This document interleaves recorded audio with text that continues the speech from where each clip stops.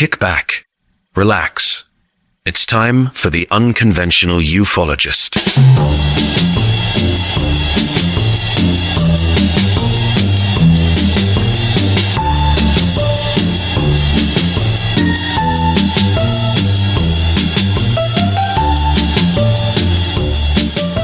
Hello and welcome to another rip-roaring episode of the Unconventional Ufologist. Today we're going to be looking at the curious case of João Prestes, or when those pesky aliens decide to cook you alive. Anyway, a Tuesday that wasn't. It's times like this I wish I had a voice like Twilight's own Rod Serling. He was able to lean against a wall or stand in a doorway and give a little bit of a story leading up to the main show with his wonderful engaging voice that invariably, or maybe not, it all started with, "Picture this." Anyway, picture this, it's 1976 and a teenage boy has flown the flag in the face of adversity by showing up at school with a book on UFOs. Wishing to carry on his research in school breaks and running the risk of a good kicking by narrow-minded Neanderthals, he was quite surprised when a voice over his shoulder said, "UFOs, eh? Me dad's into that." Anyway, the next day the lad turned up with an issue of Flying Saucer Review that stepped his research up to the next level. And by the way, you probably guessed that teenage boy was me. A very nice chap by the name of Alan Whitehead told his dad of my interest in UFOs, and he sent me a random issue to read. For me, this was the holy grail of British ufology at the time. About 50 pence an issue that at that time I had other things to spend 50 pence on. Founded by ex-RAF pilot Derek Dempster in 1955 and edited up till 1959 by the 8th Earl of Clancarty, Brinsley-le-Port-Trench, and was certainly, under the years under Charles Bowen, was one of the most respected journals regarding the subject of UFOs. But I digress. I couldn't wait to get home to read this. Flying Saucer Review, Volume 19, Number 2, March to April 1973. I began with the foreword where something caught my eye at the end of the paragraph. It said, "We propose to follow the advice of Amy Michelle, to look at everything, study everything, but believe nothing. When we receive reports of seemingly benevolent creatures or agencies, we shall print them accordingly. And when we have reports that point in exactly the opposite direction, we shall print them too." Which is one of the reasons why the account of the death of João Prestes of Araçariguama is included in this issue of Flying Saucer Review. Now that stopped me in my tracks. I'd heard of cattle mutilations, substantiated human mutilations too, but a death reported in such a revered tome such as Flying Saucer Review, wow! Sure enough, in the left column on page 14, the terrible death of João Prestes in Araçariguama by Professor Philippe Carrion. Now you may wonder why the big introduction to this case. Firstly, it gives me an excuse to say a little bit about myself in regards to how long I've been involved with the subject of UFOs. And secondly, to pad things out, as although it's an interesting case, there's not much to say once you've been presented with the facts. In September 1971, during a private interview at the 4th Brazilian Conference on Unidentified Flying Objects between Professor Carrion and Dr. Irineu José da Silveira, the first pieces of an investigation of a case from some 25 years previously began to come together and was presented initially in the French publication Phénomènes Spéciaux in December 1971. So imagine, if you will, a Tuesday, not just any Tuesday mind you, but the kind of Tuesday that starts with fishing and ends up with your skin attempting to vacate your body like a tenant fleeing a burning building. This was the Tuesday that befell João Prestes Filho in February 1946 in a remote Brazilian village called Araçariguama, a place where the concept of roads was more a philosophical debate than a practical reality. João, a sensible man with 5 children, a number that would make even the most enthusiastic rabbit consider its life choices, had spent the day fishing because in Araçariguama electricity was a rumour, telephones were mythical objects, and the local infrastructure was best navigated by goats with a death wish.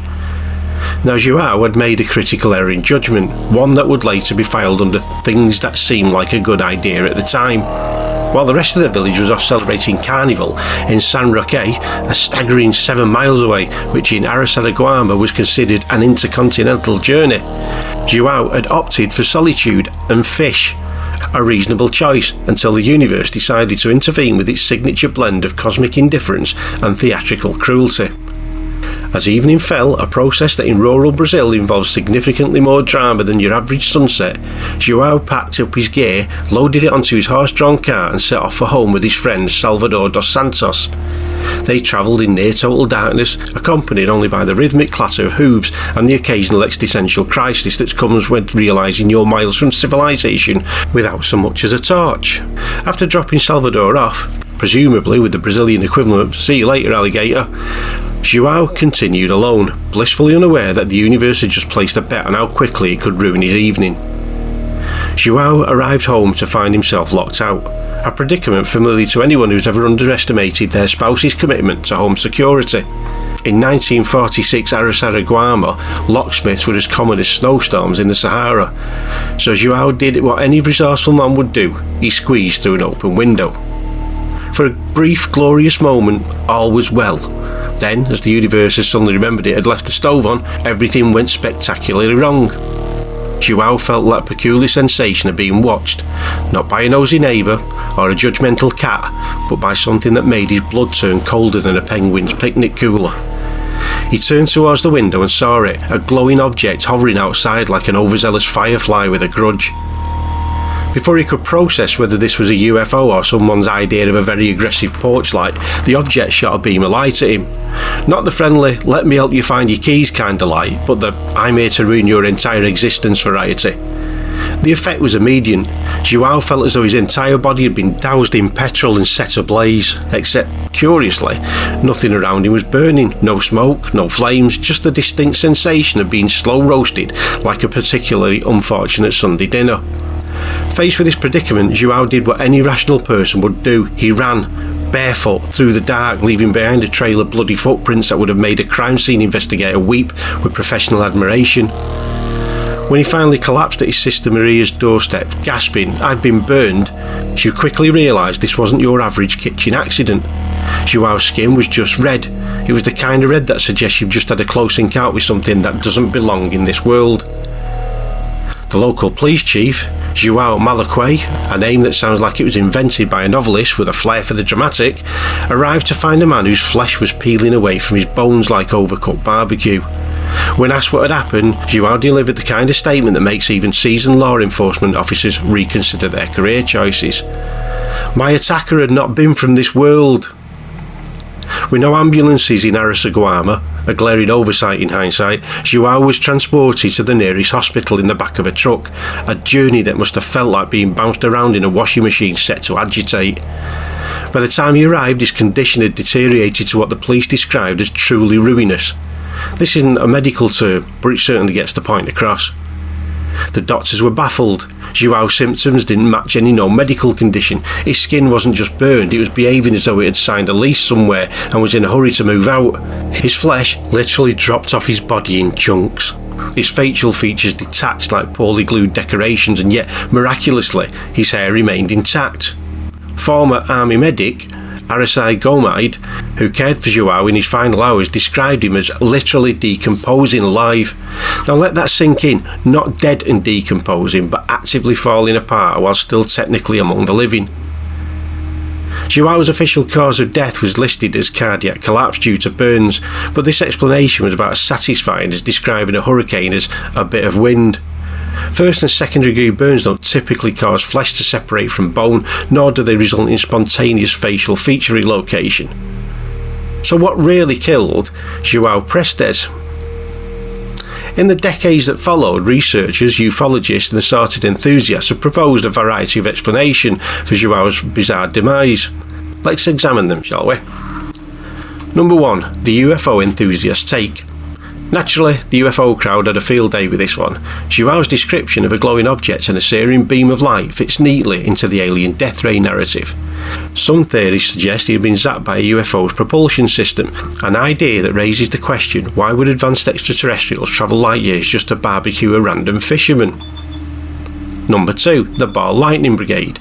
Skeptics propose ball lightning, a rare atmospheric phenomenon that involves glowing orbs of electricity.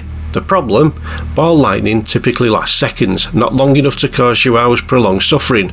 Also, there was no storms that night. Number 3. The folklore fanatics. In Brazilian mythology, there is a creature called the Boitatá, a fiery serpent that punishes those who anger it. Some locals believe Yarwood crossed paths with this entity. While this explanation has cultural resonance, it doesn't exactly hold up under scientific scrutiny.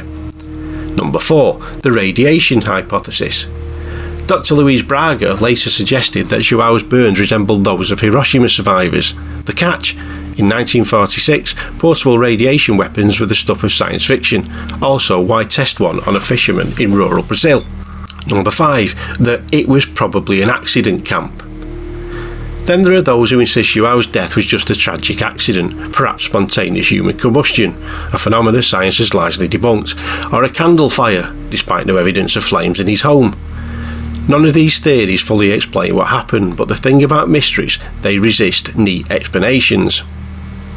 Strangely, Yarwod's death wasn't an isolated incident. In the years that followed, Arasakawa became a hotspot for bizarre phenomena.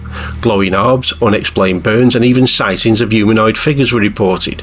It was as if the universe had marked the village on its map of places to mess with.